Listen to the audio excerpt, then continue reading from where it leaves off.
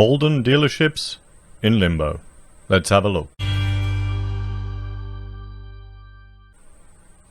Hello everyone, Florian Heise here and welcome to another episode of HeiseSays. I've got my morning stein of coffee and I thought we'd have a look at this article from news.com.au discussing the demise of Holden and particularly the Holden dealers. Now a fan of the channel sent me the original article yesterday about the demise of the Holden brand. And he wrote in the message going, 3:30, because he works for Holden, he worked in a dealership, 3:30 we have a meeting. The manager's called a meeting so we find out what's happening. He wrote back to me after saying, it's business as usual. They mentioned some alternative opportunities, other brands that they could bring in. More opportunities. I don't think he bought it. He's looking for other opportunities himself, which I would not blame him and would encourage a lot of other people. I mean, what would you do, guys? If you were in this situation, if you were working in a Holden dealership, what would you do? You know? So let's have a look at this. Agonizing.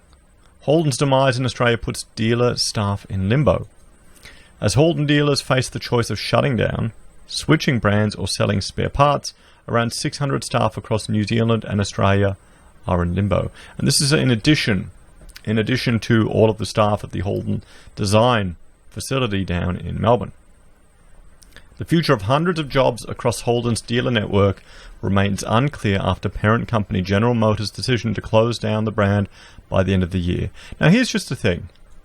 For a lot of these dealer showrooms and also the businesses that service these vehicles, they'll often make a lot of money from the services. They've got all these design requirements that General Motors or Holden will put on them. You need to have this many square meterage of, I don't know, red wall on one of them, or this larger waiting area. You need to have this service, this. All this cost they put onto them, and they want you to refurbish your facilities quite often. It's similar to retail, where they put all these responsibilities onto you. So think about it. Even just this sign we're looking at here, how much that costs, guys. Those aren't cheap. And now all of that investment, all of that capital, gone. If anything, you have to incur a cost to rebrand, to sell other models. GM and Holden have pledged to work closely with all their workers, offering generous redundancy packages to about 600 staff across Australia and New Zealand. Most will be gone by June. GM has also committed to provide compensation to more than 200 dealers to allow them to transition to other brands or close down. Now, yeah, I mean, there you go. And what about all the people employed at the dealers as well? They're gonna be in a tough time, guys. They're gonna be in the tough time. They will also have the opportunity to continue as dedicated Holden service centers with the company to maintain a supply of spare parts for at least 10 years. Maybe the parts will go up in value after those 10 years. Maybe people should start hoarding Holden parts. Or maybe people will just buy cheaper cars from overseas and import the parts. But with 185 retail outlets in Australia and 31 in New Zealand, hundreds of workers could lose their jobs in the months ahead if dealers are forced to shut. Well, I mean, what's the market like for cars, guys? The last data I had a look at, and I will bring that up here. Car sales this year is doing worse than the last 2 years. It's trending down. If you look at just GDP growth, ain't looking too good. And wage growth, I mean, it's laughable now. So what happens when you can't afford to invest in a car? You can't, you don't need it for your business. You just wait. Keep going with your existing one. You put up with it. You repair it. You buy second hand.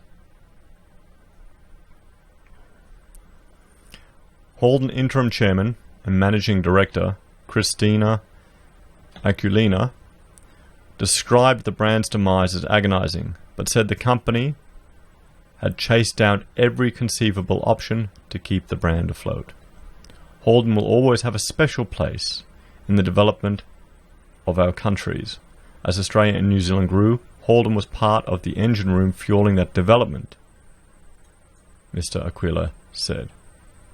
Unfortunately, all the hard work... Oh, it's Christian, not Christy. Oh, well.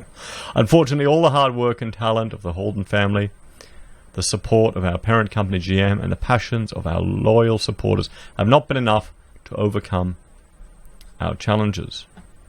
We understand the impact of this decision on our people, our customers, our dealers, and our partners, and will work closely with all stakeholders to deliver a dignified and respectful transition.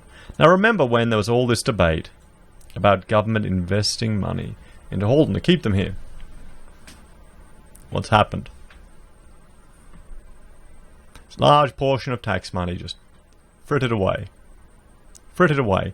Think how much, I don't know, water infrastructure that could have provided. Or maybe tax deductions or refunds for businesses that are overly taxed. Or businesses that are lasting. Maybe get the states to ditch these payroll taxes. You know, the war's over. But that's not popular. That's not popular. That's the problem, guys. It's the problem we're facing here.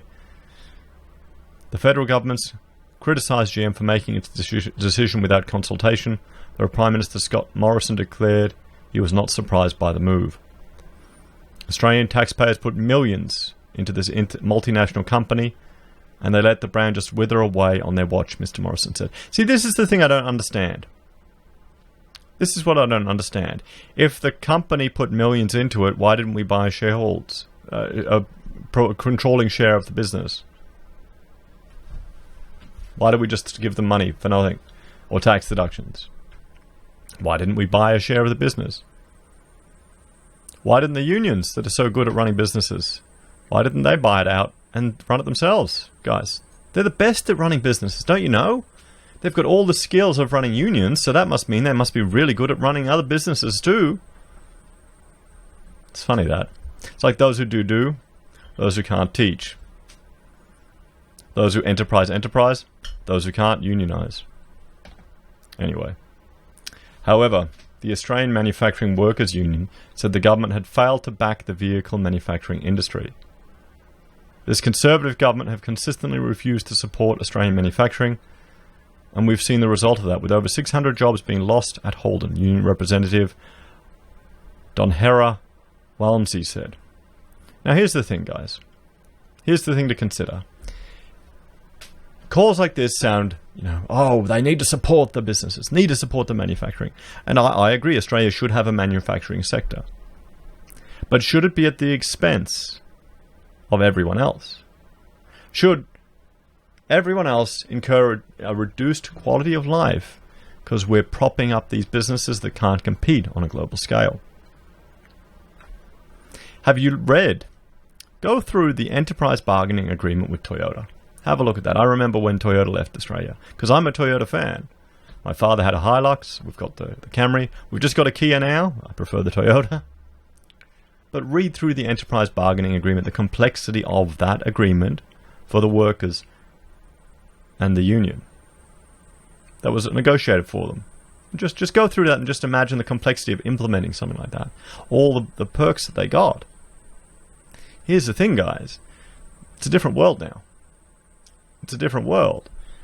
You can ship product from one side of the planet to another. Maybe from a country which has less regulation, less government interference, cheaper food, cheaper housing. What happens? People gravitate to that product. Everyone, all these people in the comments are going, oh, we've got to protect this, we've got to protect that. But it's all just bullshit. No, people won't pay extra. And if you've run a business, you've seen it. They won't. People will gravitate to the best bargain, the cheapest deal. That's just what people are like, and that's what the market is like. And that's what businesses have to respond to. So you've got to find ways. Because guys, cars are cheaper now than they were. Than they were in the past, when we had the tariffs on it. They're cheaper. More people can afford them. That improves your quality of life. It allows you to spend money on other things. It's not just a simple closed system. So it's a tough call. How would I encourage manufacturing back in Australia? I'd create special economic regions. Try and do something different. Rather than the government throwing millions of dollars at just one brand, one business, one multinational company, create a portion of the country where it's going to be cheaper for businesses to establish. where they've got infrastructure set up, where they create incentives for people to establish businesses, where you remove some of the onerous burdens. What about if there was a special part of the country where if you work there, and I'm just throwing ideas out, you got to spend your super on your house. You got to keep it instantly. You didn't have to lock it away as the government's beck and call, because most people are not going to get enough for it to actually be worth anything. Would that encourage people to go there? Would you prefer that? What if there was a reduction in tax rate for workers? So you got more people encouraged to go there, and the businesses didn't have to do payroll tax. What if it was near a new nuclear power plant that provided cheaper power? But no, let's just throw money at one business, one brand. We need to start thinking outside the box as a nation. The decision to close comes amid plunging domestic sales, with demand for Holden vehicles down almost 29% to just 43,000 in 2019, in a total market down just 8%. So they're doing much worse than the rest of the market. There you go. So, what do you all think, guys? What do you think? Do you think Australia needs to have more protectionism? And are you willing to sacrifice, or do you think Australians are willing to sacrifice their quality of life to put up with that? But has our quality of life gotten so bad right now? Can people afford it? Here's the thing. The champagne sipping socialists love implementing all these green policies and these costs and these burdens on people. It's better for the environment. It's no different than this. Anyway, guys, let me know your thoughts and opinions below. I'm sure this is going to be a controversial discussion, but we need to do something. And the old ways aren't working anymore. Anyway, take care. If you're a fan of the channel, please like, share and subscribe. Let me know your thoughts below. If you want to support us, there are a few ways you can. You can share the content, get the word out there. You can support us on Patreon for a monthly donation. You can also support us on the channel here by joining. You get access to emojis and badges.